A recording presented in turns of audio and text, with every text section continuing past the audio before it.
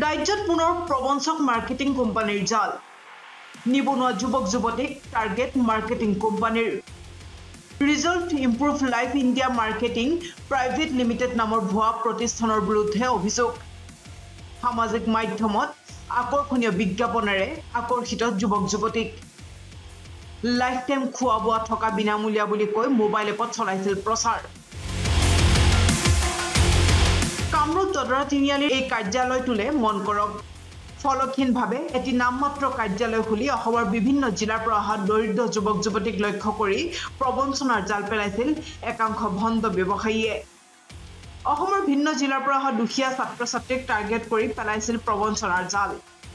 ব্যৱসায়ৰ নামত প্ৰতিগৰাকী যুৱক যুৱতীয়ে দিব লগা হৈছিল ৪৭,০০০ টকাকৈ ফোন যোগে যুৱক যুৱতীক চাকৰিত যোগ দিবলৈ কৰিছিল হেঁচা প্ৰয়োগ মাৰ্কেটিং ব্যৱসায়ৰ নামত অতি নিম্নমানৰ সামগ্ৰী যোগানৰ অভিযোগ ইহঁতে কিন্তু কৈ কেনে মাতিছিলে কিন্তু ফিক্স চেলাৰী হ'ব পিছত আহি কেনে গম পালে মানে ফিক্স চেলাৰীও নহয় মানে ইমানকেইটা মাহ পাৰ হৈ গ'ল আমাৰ মানে বহুতকেইটা কেণ্ডিডেট আছে মানে শ মানুহ আছে ইহঁতেও আছে মানুহ থকাৰ পিছতো মানে চেলাৰী নাপায় ফিক্স চেলাৰী নাপায় আমি পইচাটো কিন্তু দিছোঁ আমি কিন্তু চেলাৰী ফিক্স চেলাৰী পোৱা নাই কামটো মানে ইহঁতে মানে অনলাইনত মানে মানুহ মাতিব লাগে মানুহ মাতিলে পইচা পাবা মানুহ নামাতিলে পইচা নোপোৱা মানে এনেকুৱা কাম হৈছে মানুহ বিক্ৰী কৰা কাম মানে মানুহ বিক্ৰী কৰিলে পইচা পাম নহ'লে নাপাওঁ পুৰা ফ্ৰড পুৰা স্কেম কৰিছে মই পুৰা 47,000 দিছোঁ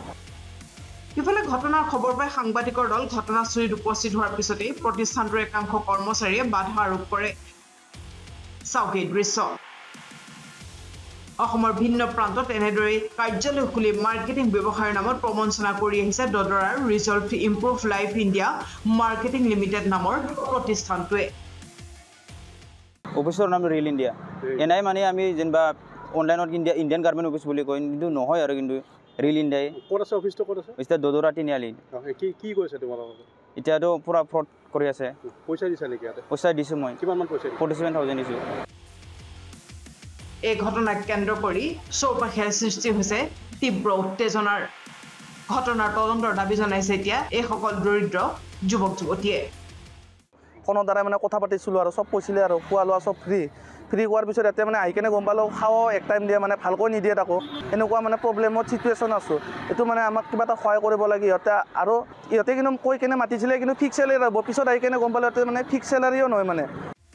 শুৱালকুছিৰ পৰা জিন্তু দাসৰ ৰিপৰ্ট প্ৰথম খবৰ